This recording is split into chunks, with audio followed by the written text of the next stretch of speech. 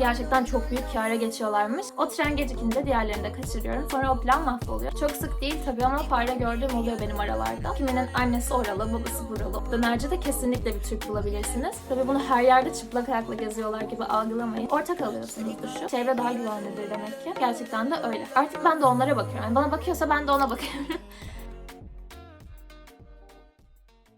Herkese selam, kanalıma hoş geldiniz. Ben Bilge. Beni tanımıyorsanız yaklaşık 2,5 senedir Almanya'da informatik okuyorum. Yani computer science. Ve bu süreçte de tabii ki Almanya ile Türkiye arasında çok fazla fark gözüme çarptı. Neyse, bugünkü videomuz güzel olacak. O zaman videoya başlayabiliriz. Size de iyi seyirler. Siz videoya doğru düzgün başlamadan hemen şunu söyleyeyim. Ben videoda olduğunca kameraya bakmaya çalışıyorum ama kameraya her zaman bakamıyorum. Hatta genelde şöyle kendime bakıyor olacağım. Bu yüzden bu kız niye sağa sola bakıyor falan derseniz haberiniz olsun. Büyük ihtimalle o anda kameraya bakmayı unutmuşumdur. Kendimi görünce daha rahat konuşuyorum. Neyse, anlayacağınız kameraya bakmıyorsam kusura bakmayın. Umarım video boyunca rahatsız olmazsınız. Artık videoya geçebilirsiniz. Almanya'da her yerde musluk suyu temiz diye geçiyor. İstanbul gibi büyük şehirde gidip musluk suyu içemezsiniz. Almanya'da her yerde içebiliyorsunuz. Tabii ki bazı yerlerde boruların kirliliğinden ya da eskiliğinden kaynaklı kireçlenme olabilir suda. İçmeniz her yerde tabii ki önerilmiyor. Ama Almanya suları kontrol ediyor. Bu arada bir restorana gidip musluk suyu istediğinizde her ne kadar o musluk suyundan içebiliyor olsanız da restoran bunu verebiliyor olsa da vermeyecekler ve size su isterseniz normal şişede su getirecekler. Hatta getirecekleri su muhtemelen mineralli gazlı su olacak. Mineralli gazlı su demişken Almanlar bizim soda olarak içtiğimiz içeceği su olarak benimsemişler. Onu çok sık içiyorlar. Buraya geldiğimden beri ben de çok sık içiyorum. Yıllar önce bu maden suyuna sadece elit kesim erişebiliyormuş Almanya'da. Sonrasında fabrikalar açılmış ve su tüm Almanya'ya yayılmış. Öyle bir geçmiş olduğu için muhtemelen bu su çok seviliyor.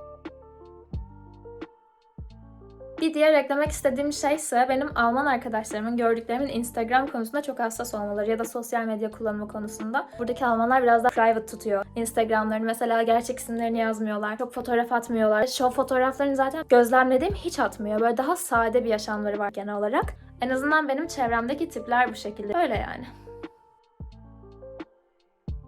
Market alışverişinizde para üstünü sent olsa bile alıyorsunuz. 1 sent de olsa veriyorlar, 10 sent de olsa veriyorlar. Türkiye'de bir kuruşu alma şansınız yok gibi bir şey. Çoğu ürün hatta 3,99, 2,99 gibi fiyatlara satılıyor. Bu aslında çok büyük bir taktikmiş firmalar için. Bundan gerçekten çok büyük kâra geçiyorlarmış. Bildiğiniz kazıklanıyormuşuz. Türkiye'deki işletmenin de bu para üstünü vermesi gerekiyormuş. Tüketici para üzerine istediğinde verilmemesi halinde şikayet edebiliyormuş ve bundan 5.000 ya da 10.000 TL civarında tazminat alabiliyormuş. Türkiye'de de bunlar basılıyormuş ama bunların basış maliyet değeri kendi maliyetlerinden çok daha fazla oluyormuş. Bu yüzden bazı insanlar bu paraları toplayıp eritiyormuş. Daha yüksek bir para elde ediyormuş. Bu kadar değersiz hale geldikten sonra da hükümet bir ara bunun üretimini durdurmuş. Bu şekilde bu da çok büyük bir farktı benim için.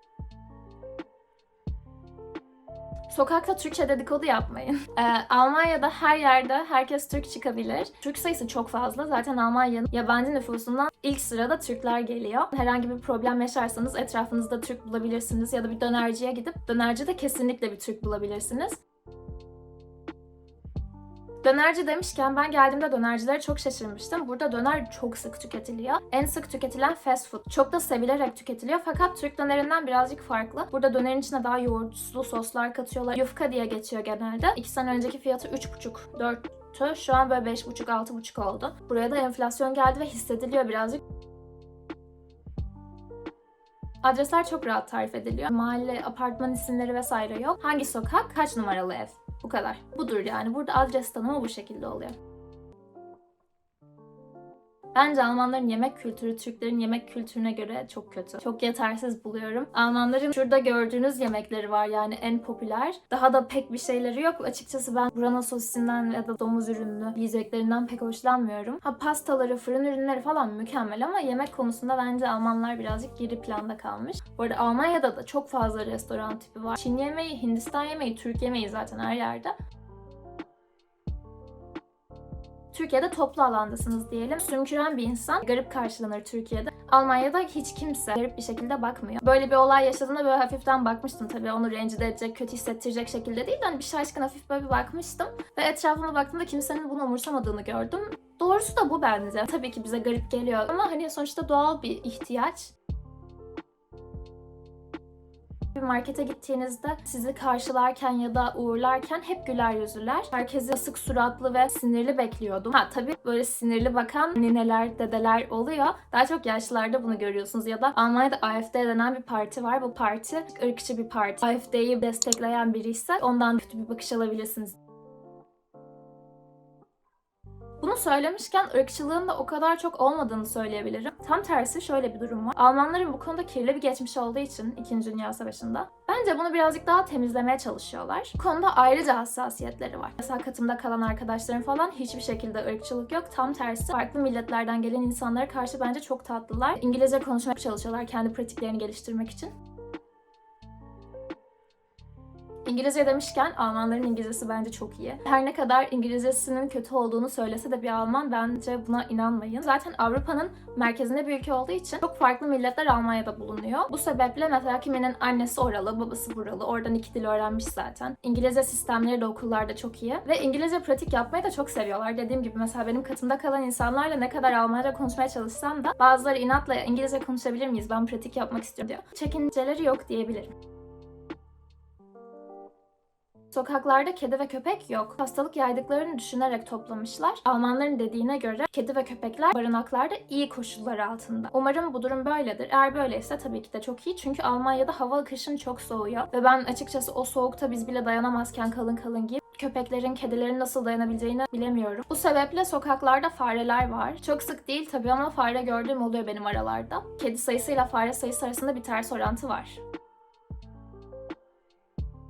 Almanlar çok sportifler. Özellikle yaşlı dedeler, nineler. Spor hayatlarının merkezinde. Türkiye'de ben bunu gözlemliyorum ve hiçbirimizin anne babası büyük ihtimalle sıkça spor yapmıyor. Kendine belki o kadar sağlıklı bakmıyor. Bunun farklı sebepleri var. Hani zaman ayıramıyor olabilirler vesaire ama genel olarak Almanya'da bu çok alışılmış bir şey ve insanlar sporun önemini iyi biliyor. Zaten dışarıda da yeşillik çok fazla, parklar çok fazla, yani bizim gibi her yere bina koymuyorlar. Bir koşu yapasınız, bir bisikletle tur atasınız geliyor. Ve dediğim gibi yani yaşlı dedeler, nineler bile sokakta spor yapıyor. Bunu görmek bence çok tatlı. Almanlar Türklere göre gerçekten çok daha dakikler, bu doğru. Toplantı eğer 10'daysa 9:59 geçe girmeniz daha mantıklı o toplantıya. 10'u 2 geçedense. Kesinlikle çok dakikler ve dakik olmayan insanlardan da hoşlanmıyorlar ve bunu eksi bir özellik olarak görüyorlar. Türklere göre çok farklı bir yetiştirme tarzı. Benim gözlemime göre çocuk daha özgüvenli, kendi işini kendi yaparak yetişiyor. Bununla ilgili şöyle yaşadığım garip bir şey vardı. Sokakta gidiyoruz, yan tarafta da bir tane kadın bisiklet sürüyor. Daha da önde kadının çocuğu var. Tahminen 3-4 yaşlarındadır çocuk, yani gerçekten küçük. Çocuk önden gidiyor. Kadın burada ve yan tarafta da yol var. Annesi de uzaktan sadece çocuğu böyle izliyor. Ben bayağı korktum. Çocuk tam yol ayrımına geldi artık, hani kaldırımın sonuna geldi. Sonra dedim hani aman yani yola çıkması, çocuk adına gerçekten korktum. Sonra çocuk durdu ve annesini çağırdı. Alman aileleri çocukları salıyor ama gerçekten çok iyi eğittikleri için de bu konuda bir endişe duymalarına gerek kalmıyor. Bundan biraz bahsetmiştim. Her yer yemyeşil. Doğa yürüyüşleri çok sık yapılıyor. Biz de mesela doğaya gideceksek hani mangal için gideriz, piknik için gideriz vesaire. Onlar gidiyor, kitabını alıyor, oturuyor. Bunun Türkiye'de de yapıldığı yerler var. Keşke daha da artsa. Bipolar havalar. Havalar gerçekten bipolar. Bugüne kadar çok farklı şehirlerde yaşadım. İstanbul yine bu konuda biraz bipolardı. Almanya'nın üstünde bir ülke tanımıyorum ben bu konuda. Özellikle benim bulunduğum şehir coğrafi yapısından dolayı mı bilmiyorum. Sabah buz gibi oluyor, öğlen soğuyor, akşam bayağı sıcaklaşıyor falan. Böyle karışık bir yapısı var. Bu yüzden Almanlar da genelde yanlarında şemsiye taşıyorlar. Bence Almanya'da hava genel olarak çok kötü ama insanlar buna çok alışık. Hatta şöyle bir laf var: kötü hava yoktur, kötü giyinen insan vardır ya da kötü giysi vardır. Şimdi bizde klasik bir yetiştirme tarzı vardır. Bu bazı Asya ülkelerinde, bazı Orta Doğu ülkelerinde de bu şekilde. Okulda en yüksek notları al, en iyi liseye yerleş, en iyi üniversiteye, en çok para kazanabileceğin bölüme yerleş. Hatta bu hatırlarsanız lisede bile böyleydi. MF ve TM vardı. TM'de olan öğrencilere iyi puan alamazsan sen McDonald's'ta çalışırsın artık. Ya da bunu kendi aralarında espri yapıyorlardı. Ben McDonald's'ta çalışırım en kötü falan diye. Aslında bizden en çok istenen bölüme odaklanıyorduk. Ama Almanlar bu konuda bence daha rahat. Burada üniversiteyi, daha akademiye yönelmek isteyenler okuyor. Bunun dışında Hochschuleler, yani yüksek okullar var. Ausbildung yapıyorlar. Her şehirde çok fazla üniversite olmalı gibi bir durum söz konusu değil açıkçası. çıplak ayakla dolaşıyor insanlar bazen. Mesela sokakta Türkiye'de kimin çıplak ayakla dolaşırken görebilirsiniz? Sokak dediğim arabaların geçtiği asfalt, kaldırım, hani İstanbul'daki o binaları düşünün. Onların arasından çıplak ayakla dolaşan. Bunu görme olasılığınız gerçekten az. Bir de insan yadırgar herhalde. Çok farklı bakar o kişiye. Burada öyle bir durum söz konusu değil. Sokakta bazen karşınıza çıkabiliyor. Tabii bunu her yerde çıplak ayakla geziyorlar gibi algılamayın. Ama arada denk gelebiliyorsun. Daha sağlıklı olduğunu düşünen var. Bunun dışında ayakkabı üretim endüstrisini, bu hızlı tüketimi protesto etmek için giymeyenler varmış. Ya da mesela Yeşiller Partisi var Almanya'da. Yeşiller böyle aşırı doğacı bir parti. Doğayı çok seviyorlar vesaire. Onlar da giymeyebiliyormuş ayakkabıları. Bunu illaki duymuşsunuzdur. Almanya'nın çok güzel arabaları var. Bunu altınıza alıp Alman otobanında sınırsız basabiliyorsunuz. Tüm otobanlarda geçerli değil sanırım bu durum. Ama hız sınırı olmayan çok fazla otoban var. Bir taksiye binmiştim. Taksiciye acelem olduğunu söylemiştim. Havaalanına gidiyordum. Taksici benimle bir konuştu. Sonra 200 bastı. Mercedes'i vardı zaten altında. Almanya, dünyada geri dönüşüm ve sürdürülebilir enerji konusunda bir numara. Çöpleri ayırma konusunda çok hassaslar. En güzeli de mesela şişenizi aldınız. Eğer şişenizde şu işaret varsa bu geri dönüştürülebilir olduğu anlamına geliyor. Ben bunu marketten alıyorum. Altında font fiyatı da yazıyor. Bunları biriktirdiğim bir çantam oluyor genelde. Bunu mesela içtikten sonra onun içine atıyorum. Tekrar kullanmayacaksam artık. Ve sonra o çantayı direkt alışveriş yapacağım markete götürüyorum. Ve marketten bu şişeyi demin gösterdiğim font simgesini okutarak atıyorsunuz otomata. Oradan sonra otomat size bir tane fiş veriyor. Bakın ben geçen fund vermiştim. Sonra bunu kullanmayı unuttum ama görüyorsunuz 33 tane pet şişe atmışım ben fundda. O kadar biriktirmişim. Zaten 2 tane çantayla gitmiştim. Tanesinden 25 cent kazanmışım. Totalde 8.25'im olmuş. Mesela ben bunu o an kullanmayı unuttum ama bir sonraki market alışverişimi yaparken da gösteriyorum ve o an yaptığım alışverişten mesela 8.25 düşürüyorlar. Çalıştığım yerde kaç yaşında olursa olsun karşımdaki kişi ve pozisyon ne olursa olsun benim yöneticim ve yöneticimin yöneticisi mi fark etmez. Ona ismiyle hitap etmemi istiyor. Kendinizi daha özgüvenli, daha onlardan biriymiş gibi hissediyorsunuz ve aranızdaki hiyerarşi aslında kalkmış oluyor. Pazar günü Almanya'da hayat duruyor. Bizim için pazar günü nedir? Eğlenme günüdür. Dışarı çıkarız, alışveriş merkezine gideriz, ihtiyaçlarımızı gideririz. Ama burada pazar gününü insanlar evde rahat geçireceği bir gün olarak biliyor. Pinekliyorlar. Pek bir şey yapmıyorlar ya da doğa yürüyüşü yapıyorlar. Bazı restoranlar açık oluyor, benzin istasyonları açık oluyor. Mesela market alışverişe ihtiyacınız varsa benzin istasyonuna gidip yapmak zorundasınız. Çünkü Rewe, Aldi, Lidl gibi marketler kapalı oluyor. Bunun sebebi zamanında kilisenin ve sendikaların yaptığı baskıymış. Biliyorsunuz Almanlar genel olarak Hristiyan insanlar ve Hristiyanlıkta da pazar günü kutsal gün. Bu durum Norveç, Avusturya, Belçika gibi ülkelerde de bu şekilde. Orada da pazar günü muhtemelen gittiğinizde hayatın durduğunu göreceksiniz. Ben bu videoda şu an duyduğunuz maddeleri danışmak için kardeşime de okuyordum. Yolda yürüyorduk ve birdenbire kardeşimin o an ben bunları anlatırken bisiklet yolundan yürüdüğünü fark ettim. Hemen dedim oradan bir gel buraya bisiklet yolundasın diye. O da ne olacak bisiklet mi geliyor sanki vesaire dedi. Sonra hemen bu maddeyi videoya ekledim. Bisiklet yollarının önemi. Almanya'da bisiklet o kadar sık kullanılıyor ki herkesin illaki bir bisikleti vardır en azından benim bulunduğum şehirde. Bu yüzden bisiklet yollarını da boş bırakmalısınız ve bu konuda çok dikkatli olmalısınız. Hatta Münih gibi şehirlerde bisikleti o kadar hızlı sürüyorlar ki üstünüze gelir yani çarpar araba gibi. Bu yüzden kesinlikle bisiklet yollarını boş bırakın. Akşam ondan sonra sessiz olmalısınız. Sanırım öğrenci şehrinde yaşadığım için biraz böyle ama benim etrafımda böyle bir durum söz konusu değil yani. Akşam ondan sonra gayet parti yapıyorlar. Bu konuda şikayet de gelmiyor. Çünkü öğrenci yeri zaten ama gidip Alman köyüne gidersiniz. Belki orada parti yapsanız ondan sonra ya da bağırarak konuşsanız, müzik açsanız sokakta illaki biri sizi uyaracaktır ya da polis çağıracaktır diye düşünüyorum. Böyle bir yasa var çünkü. Ondan sonra sessiz olmalısınız. Doğa içinde yaşamanın çok güzel getirileri var ama bir tane de götürüsü var bence. Bu da arıların sıklığı. Mesela yazın herhangi bir kafede dışarıda oturmak isterseniz illaki arı geliyor dadanıyor. Ben ilk geldiğimde çok korkuyordum. Çünkü geliyor, etrafınızda full dönüyor, sizi kokluyormuş o. Hani arı geldiğinde aslında böyle sabit ve sakin durmalıymışsınız. O zaten gidecek, sizi sokacak hali yok durduk yere. Bu arada bir arkadaşımı güya durduk yere sokmuş, beni trollemediyse. Ondan sonra bayağı korkmuştum. Sonra yine alıştım. Hani bir süre sonra alışıyorsunuz Alman arılarına. Dışarıda istekle kalan evsizler var. Şimdi Türkiye'de evsiz görürsek bu büyük ihtimalle maddi açıdan zorlanan bir insandır ve geçimini sağlayamıyor. Ya da üzücü bir geçmişi vardır. Almanya'da sokakta evsiz tiplemeler biraz daha farklı benim Türkiye'de gördüklerime göre. Sandığımdan çok fazla evsiz var sokaklarda. Devlet onlara ev sağlıyormuş normalde. Hani gidip kalabilecekleri bir yer varmış. Ama bunlar sokakta kalmayı tercih eden insanlar. Burada da çok fazla evsiz var. Ve bence bu evsizler Türkiye'dekinin aksine farklı sebeplerden dolayı sokakta kalıyorlar. Çoğu konuda sağlığa dikkat ettikleri gibi sigara konusunda da sağlığa dikkat ediyorlar. Bu şekilde ben çok fazla sigara içen insanlar rastlamıyorum Almanya'da. Zaten bildiğiniz bir şeydir. Yaya geçidi ise direkt arabalar duruyor. Yani direkt duruyor. Bunun üstüne daha çok konuşmaya gerek yok. Yaya geçidinde durmayan bir araba varsa o sürücü büyük ihtimal Alman değildir.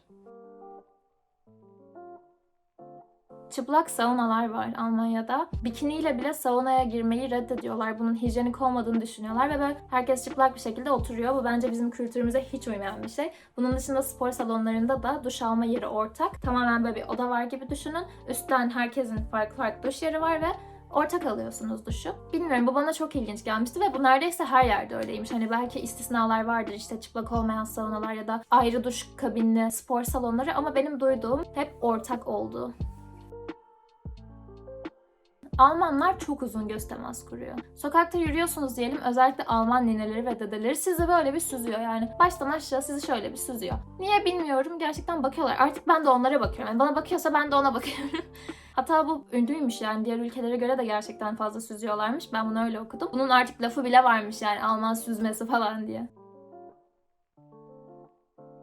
Bazı mekanlarda kredi kartının geçmemesi bence çok ilginç. Ödeme yapmak istediğinizde kredi kartının geçmediğini öğreniyorsunuz. Öyle mekanların yakınlarında genelde ATM'ler oluyor ve sizi ATM'ye yönlendiriyorlar. Siz gidin, çekin, gelin diyorlar. Bu yüzden her zaman yanınızda nakit bulundurmanız sizin için en iyisi olacaktır.